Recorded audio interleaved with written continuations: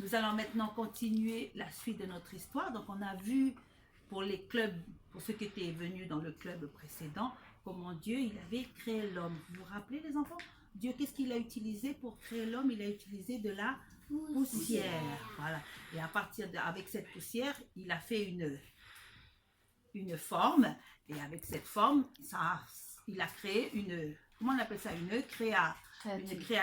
D'accord? Et on a vu qu'au début, la créature, est-ce qu'elle était vivante au départ? Non. Non, elle était morte. Mais est-ce que Dieu va la laisser morte? Non. Qu'est-ce que Dieu va faire? Il va souffler dans ses narines, et en soufflant dans ses narines, eh bien, il va devenir une créature comment? Vivante, puisque son cœur va se mettre à battre. Est-ce que Dieu va laisser, comment il s'appelle déjà le premier homme? Adam. Est-ce que Dieu va créer Adam tout seul? Non. Non, il va créer une deuxième créature qu'on appelle la femme, et qui s'appelle comment? Ève. Et ensuite, Dieu, il va prendre Adam et Ève et il va les mettre dans un jardin. On appelle comment? Éden. Le jardin d'Éden. Voilà. On place l'homme, Adam et Ève, dans ce beau jardin. Les enfants, est-ce que vous savez qu'est-ce que ça veut dire Éden? Est-ce que vous savez ce que ça veut dire? Vous ne savez pas? Non. Eh bien, le mot Éden, ça veut dire délice. Quelque chose. Il y a un autre mot qui va avec délice. C'est le mot délicieux. Quelque chose qui est délicieux, c'est quelque chose qui est bon, qui est sucré. C'est quelque chose qui est bon à voir, mais c'est aussi quelque chose qui a un bon goût. Un bon goût. Quelque chose qui est délicieux, ça nous fait aussi du bien aussi. Donc Dieu, il a créé le jardin d'Éden, ce lieu de délice dans lequel il va mettre l'homme et la femme. Donc déjà le nom que Dieu il a donné au jardin d'Éden, eh ben, ça nous montre déjà le lieu unique. Parce que c'est normal, parce que Adam et Ève sont des créatures comment? Uniques, importantes et qui ont de la valeur. Alors dans ce jardin, je rappelle que l'histoire qu'on vous raconte, je l'ai pris dans la Bible. La Bible qui est la parole de Dieu. Et tout ce que Dieu dit est vrai. Donc dans le jardin d'Éden, il y a qui dans le jardin d'Éden? Adam et Ève, mais il y a qui encore? Les animaux. Il y a les animaux, mais qui vient voir toujours Adam et Ève? C'est Dieu. Dieu, il vient dans le jardin, il vient aussi se promener. Donc cet endroit, le jardin d'Éden, il est rempli de la présence de Dieu. Et quand Dieu, il est là, dans ce lieu, quand Dieu est là, quel est le sentiment que l'on ressent?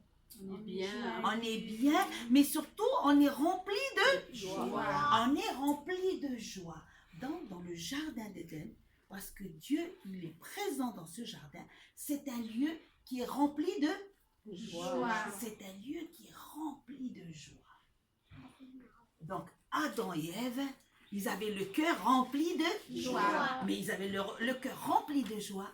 Parce que celui qui venait les voir tout le temps, c'est qui? Dieu. Et on a vu depuis le départ que Dieu, il est le créateur. Il est le créateur. Waouh! Alors non seulement le jardin d'Éden est un lieu de joie, mais c'est un lieu aussi, comme on a vu, la Bible elle nous dit que Dieu, il va dans le jardin et avec Adam, ils font quoi?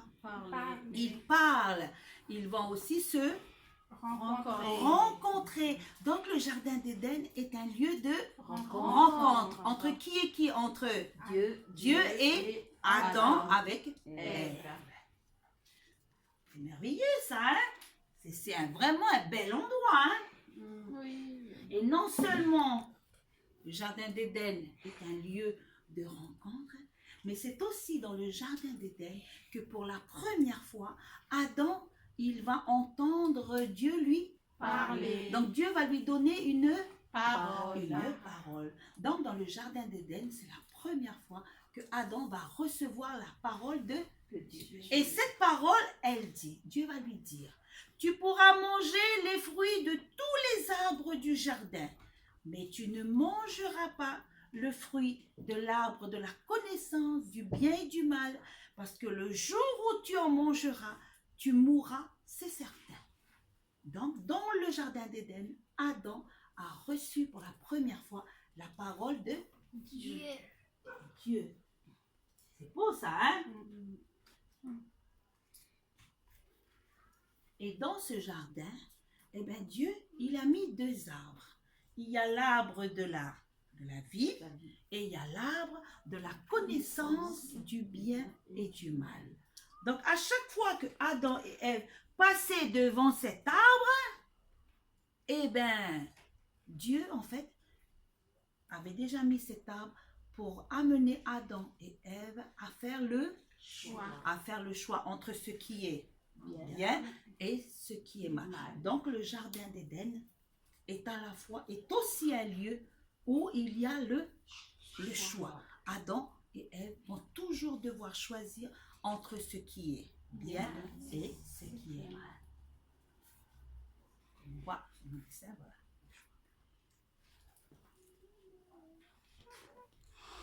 C'est beau ça, hein? Donc on rappelle un petit peu. Donc Éden, ça veut dire quoi déjà? Délice. Donc c'est un endroit qui est beau, qui est merveilleux. Qui a créé cet endroit? Dieu. Et Dieu, il a mis qui dans cet endroit? Adam et Ève. D'accord? Et on a vu que le jardin d'Éden, comme il y a la présence de Dieu, c'est un lieu qui est rempli de joie. Et en même temps, c'est un lieu où Dieu et Adam vont se rencontrer, où ils vont pouvoir partager. Et aussi, on a vu que dans ce lieu, Adam, pour la première fois, il va recevoir la parole de Dieu. La parole de Dieu. Et à chaque fois, Dieu a mis combien d'arbres dans le jardin? De l'arbre de la vie et l'arbre de la connaissance du bien et du mal. Donc à chaque fois que Adam et Ève vont passer devant cet arbre, Dieu leur rappelle toujours qu'ils vont devoir faire le choix entre ce qui est bien et ce qui est mal. Mais pour nous aujourd'hui, parce que c'est vrai, le jardin d'Éden, si tu cherches partout, tu ne vas pas trouver le jardin d'Éden. D'accord? Mais est-ce que nous, aujourd'hui, on a la possibilité de vivre, de ressentir, de connaître ce que Adam il a vécu au début? Est-ce qu'on peut nous aussi le faire aujourd'hui?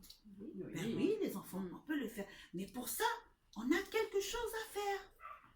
Il faut qu'on fasse quoi, d'après vous? On l'accepte dans nos cœurs. Il faut qu'on dit à Jésus de venir dans notre cœur. Parce qu'il y a quelque chose qui nous empêche justement d'être bien avec Jésus. C'est quoi? C'est le péché, c'est le mal. Mais est-ce que nous, on peut se débarrasser nous-mêmes du péché? Non, on doit faire quoi? On doit recevoir Jésus dans notre cœur. Parce que Jésus, il est mort pour nous. Et Jésus, il a porté nos péchés. Et quand on reçoit Jésus dans notre cœur, eh bien Jésus, il vient habiter dans notre cœur. Et mon cœur devient comme une maison où Jésus, il va habiter. C'est beau ça. Et comme Jésus habite dans mon cœur, eh bien Jésus, il va pardonner mes péchés. Et comme j'ai mes péchés pardonnés, eh bien moi aussi, parce que Jésus, il vit dans mon cœur, ben maintenant, mon cœur, il sera toujours rempli de joie. Eh oui! Mon cœur sera toujours rempli de joie. Eh, c'est beau ça, hein? Il sera rempli de joie parce que Jésus, il a pardonné mes péchés. Et une autre bonne nouvelle, les enfants, c'est que Jésus, il a écrit mon nom là-haut, dans le ciel. Et je sais qu'un jour, je vais le voir. Et je serai pour toujours avec lui. Et là, je serai dans la joie pour toujours. Et depuis aussi que j'ai donné mon cœur à Jésus, ben maintenant, il n'y a plus rien qui m'empêche d'avoir un contact avec Jésus. Il n'y a plus rien qui m'empêche d'avoir un temps de partage avec lui.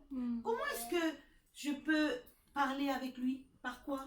Par la Par la prière, exactement. Et quand je parle, quand je prie, ça veut dire quoi je prie? Je parle avec Jésus. Est-ce que je dois utiliser des grands mots, des mots difficiles? Non. Simplement, comme je parle avec mon copain ou avec ma copine, eh ben, je peux parler comme ça avec Jésus. Parce que Jésus, qu'est-ce qu'il regarde surtout? Mon cœur. Il regarde surtout mon cœur. D'accord? Et est-ce que maintenant Dieu, il peut me parler? Oui. Mais il me parle maintenant avec quoi surtout? Avec la Bible, avec ça, Parole. Avec sa parole, voilà. Et est-ce que je dois juste lire la Bible comme ça seulement et puis c'est un livre comme un autre? Non. Cette parole, après, je dois juste la laisser dans ma tête? Non. Je dois faire en sorte que cette parole, elle descende dans mon Cœur. cœur. Et ça suffit? Non. Qu'est-ce que je dois faire avec la parole? Je dois aussi, je dois obéir, je dois la mettre en pratique. Exactement. Et plus je mettrai en pratique la parole de Dieu, plus mon contact avec Dieu il sera excellent. Et comme Adam et Ève, eh bien moi aussi, je vais devoir aussi faire le choix. Eh oui, moi aussi. Je vais devoir chaque jour choisir entre ce qui est bien et ce qui est mal. Mais la bonne nouvelle, les enfants, c'est que Jésus, il a dit, je suis avec vous tous les jours jusqu'à la fin du monde. C'est vrai, il y aura des moments, mon cœur, il sera triste. Il y aura des moments, je vais passer par des moments difficiles. Mais au-delà de tout ça, il y a une joie qu'il n'y a que Jésus qui peut donner. C'est lui qui va m'aider à faire le bon choix. C'est lui qui va m'aider à comprendre sa parole. D'accord? Donc vraiment, le Seigneur nous bénisse. Et on se rappelle que Dieu, il nous a créés. Dieu a fait de nous quelqu'un qui est important, quelqu'un qui a de la valeur et quelqu'un qui est unique. C'est beau ça. Donc rappelez-vous, le Jardin d'Éden, un lieu unique pour une personne unique.